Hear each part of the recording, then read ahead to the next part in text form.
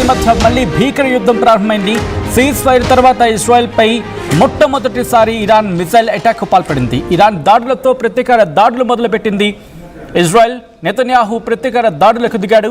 Iran రాజధాని Tehran, Isfahan, Tabriz ప్రాంతాల్లో భారీ పేలుళ్లకు ఉపక్రమించింది ఇజ్రాయెల్. కొద్దిసేపటి క్రితం ఈ అంశానికి సంబంధించి మ్యాప్ని కూడా రిలీజ్ చేయడం జరిగింది. ఇజ్రాయెల్ ఇఫ్ పాసిబుల్ ఆ మ్యాప్ని మరి కాసేపట్లో నేను మీ ముందుంచే ప్రయత్నం చేస్తాను. ఎందుకంటే ఇజ్రాయెల్ డిఫెన్స్ ఫోర్స్ ఇదే అంశాన్ని క్లారిటీ ఇచ్చింది. ఎక్కడెక్కడ దాడి చేసిందే లేకపోతే ఎక్కడెక్కడ దాడులు జరిగాయి, ఇజ్రాయెల్ ఏ చోట్ల వేటిని టార్గెట్ చేసుకుంది అనే అంశానికి సంబంధించి కూడా ఇజ్రాయెల్ చెప్పుకొచ్చింది. ఇజ్రాయెల్ వరుస దాడులకు దిగింది. ఈరోజు ఇరాన్ మీద వరుస దాడులకు ఇజ్రాయెల్ దిగిన సందర్భం.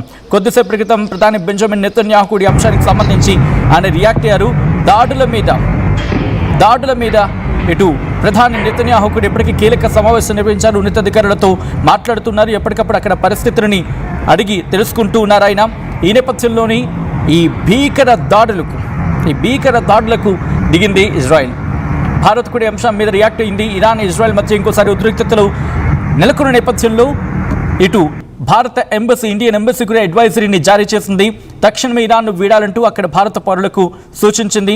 పశ్చిమాసియాలో నెలకొన్న తాజా పరిణామాల కారణంగా ప్రస్తుతానికి భారత పౌరులు ఇరాన్కు వెళ్లే నేపథ్యం కాదు, లేకపోతే ఇరాన్కి ప్రయాణాలని పూర్తిగా మానుకోవాలని సూచించింది. ఇక ఇరాన్లో ఉన్న భారత పౌరులు అందుబాటులో ఉన్న రవాణా మార్గాల్లో వెంటనే ఆ దేశాన్ని విడిచి స్వదేశానికో లేకపోతే ముందుగా ఆ ప్రాంతాన్ని విడిచిపెట్టి బయటకు వచ్చారంటూ కూడా డైరెక్షన్స్ జారీ చేసింది. ఇప్పటికీ ఆ దాడులకు సంబంధించి ఇరాన్ రాజధాని టెహ్రాన్, ఇస్ఫహాన్, తబ్రిజ్ ప్రాంతాల్లో భారీగా పేలుళ్లు చోటు చేసుకున్నాయి. వాటితో పాటు మహపహార్లోని పెట్రోకెమికల్ ప్లాంట్పై ఇజ్రాయెల్ దాడికి పాల్పడింది. ఇరాన్ గగనతలాన్ని మూసివేశారు అధికారులు. ఎయిర్ డిఫెన్స్ సిస్టమ్ను యాక్టివేట్ చేసింది ఇరాన్. సౌదీ అరేబియాలోని అమెరికా స్థావరాలను ఇరాన్ టార్గెట్ చేసే ఛాన్స్ ఉంది ఇప్పుడు మళ్ళీ. ఎందుకంటే కొద్ది రోజుల క్రితం ఎప్పుడైతే అమెరికా ఇరాన్ను టార్గెట్ చేస్తుందో ఆ తర్వాత ఖతార్, సౌదీ అరేబియా ఈ ప్రాంతాల్లో ఎటువంటి దాడులు జరిగాయో చూసాం. సో ఈ నేపథ్యంలో ఒమన్ కావచ్చు, ఆ ప్రాంతాల్లో ఒమన్ మీద దాడులు చేసిన సందర్భం ఎప్పుడైతే ఇరాన్ మీద అమెరికా దాడులకు దిగిందో అండ్ ఇప్పుడు సౌదీ అరేబియాతో పాటు మళ్ళీ మొదలుకొచ్చింది అనుకోవాలి. సౌదీ అరేబియాతో పాటు ఇటు గల్ఫ్ కంట్రీస్ మీద తిరిగి ఇరాన్ దాడులకు దిగే అవకాశం ఉంది. ఇంకోవైపు రెడ్ సీలో ఇజ్రాయెల్ నౌకలను పేల్చేస్తామంటూ హౌతీలు వార్నింగ్ ఇచ్చారంటే అర్థం చేసుకోవచ్చు. మార్కెట్లు క్రాష్ అవుతున్నాయి. దాంతోపాటు ప్రస్తుతం ఎటువంటి పరిస్థితి ఉందనేది అర్థం చేసుకోవచ్చు. బంగారం రేటు పడుతుందంటే అర్థం చేసుకోవచ్చు. ప్రస్తుతం ఇన్వెస్టర్స్ అంతా ఈ పశ్చిమాసియా యుద్ధ నేపథ్యంలో భయంలో అటువైపు టర్న్అవుట్ అవుతున్నారు. పూర్తిగా డాలర్ వైపు వెళ్ళిపోతున్నారు. ఎందుకంటే అక్కడ సేఫ్ మోడ్ అని చెప్పి. Back to the subject head again. ఒకసారి విజువల్స్ మీరు చూస్తున్నారు. ఎటువంటి దాడులు జరుగుతున్నాయి అనేది విజువల్స్ మీరు చూడొచ్చు. పెద్దగా మంటలు ఎగసిపడుతున్నాయి. ఇస్ఫహాన్, తబ్రీజ్ ఈ ప్రాంతాల్లో కొన్ని సెలెక్టెడ్ లొకేషన్స్లో ఇటు ఇజ్రాయెల్ దాడులకు పాల్పడుతుంది.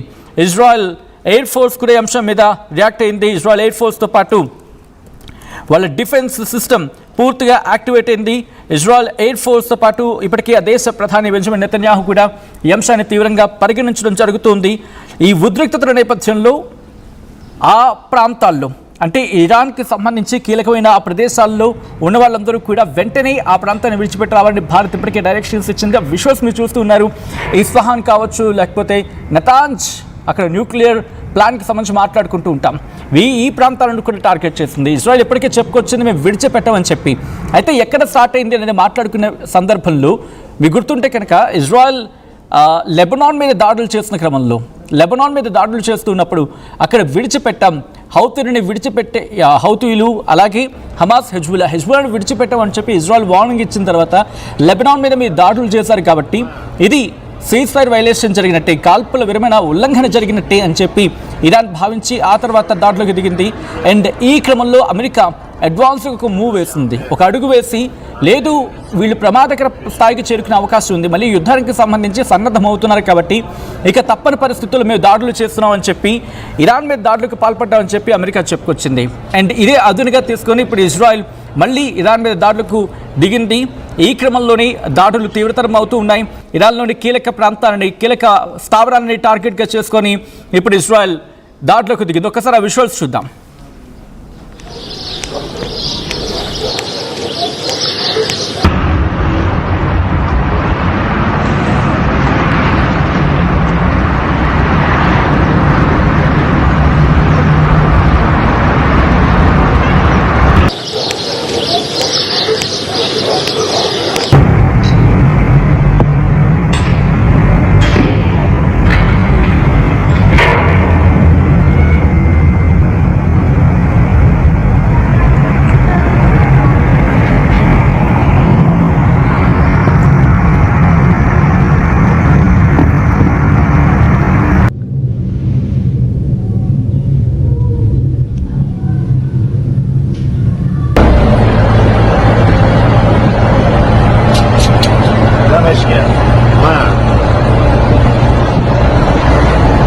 Shimi, صبح روز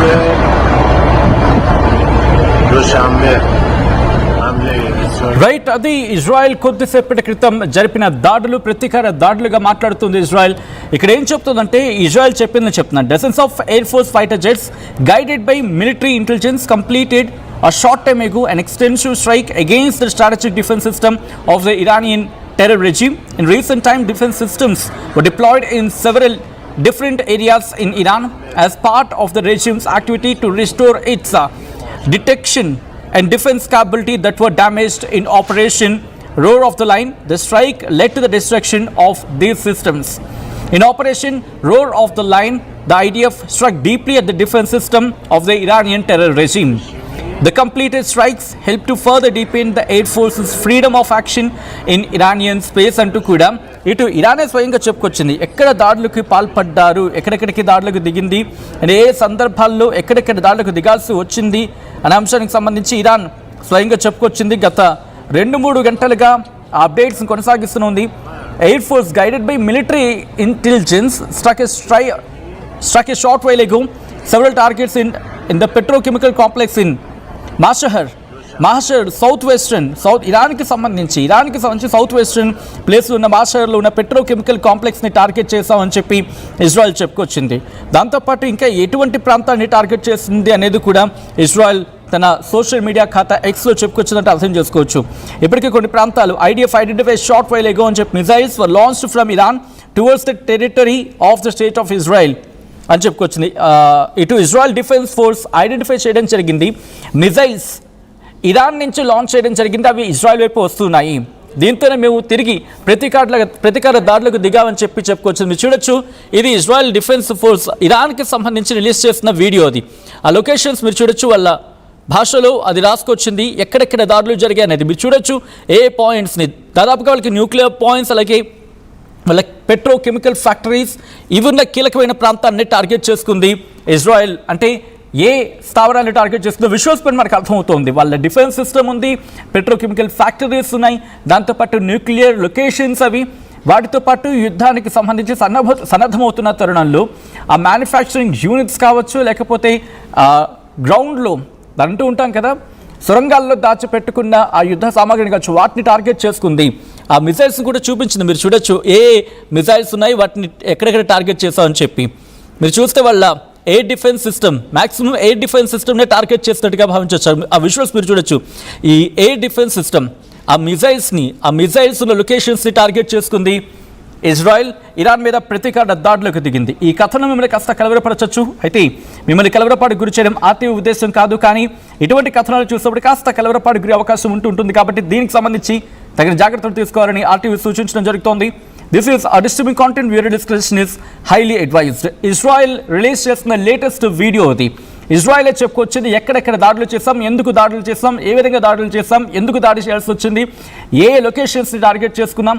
ఇన్ఫ్యాక్ట్ ఇప్పటికి కొన్ని కన్ఫర్మ్డ్ సోర్సెస్ చెప్పట్లేదు, కానీ బట్ కొంతమంది Iran that IRGC Iran revolutionary guards corps అంటూ ఉంటారు, ఇస్లామిక్ రెవల్యూషనరీ గార్డ్స్ కార్ప్స్ అంటూ ఉంటారు. వీళ్ళకి సంబంధించి ఒక కీలక నేతని మట్టుబెట్టింది ఇజ్రాయెల్ అనేది. బట్ ఎక్కడ అఫీషియల్ కన్ఫర్మేషన్స్ లేవు. ఎవరా నేత, ఎందుకు మట్టుబెట్టింది, ఎవరు ఇంతకీ ఈ ఘటనలో మరణించింది అనేది ఇంకా అఫీషియల్ సోర్సెస్ కింద కన్ఫర్మేషన్ రావాల్సి ఉంది. కానీ దాడులు మాత్రం తీవ్రతరం అవుతున్నాయి. ఇరాన్ మీద ప్రతీకార దాడులకు ఇజ్రాయెల్ దిగడం ఇప్పుడు మళ్ళీ యుద్ధాన్ని మొదటికి తీసుకొచ్చినట్టుగా భావించవచ్చు.